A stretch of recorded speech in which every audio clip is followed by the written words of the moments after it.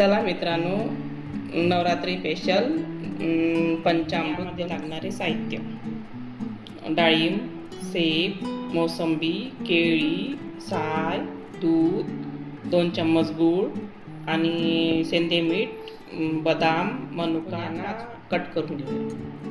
फळांना पीसेसमध्ये कट करून घेतलं. पहिल्यांदा आपण मिक्सरमध्ये दूध टाकून घेऊया. नंतर आपण गूळ 2 चम्मच टाकून घेऊ. काळं मीठ त्यांना मिक्सरमध्ये मिक्स करून घेऊ. बाउलमध्ये काढून घेऊया. आपण काढलेलं दूध मिक्स करूया.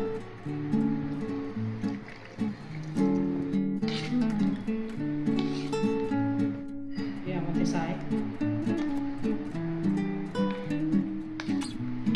चला, तयार आहे पंचामृत. काजू बदाम टाकू.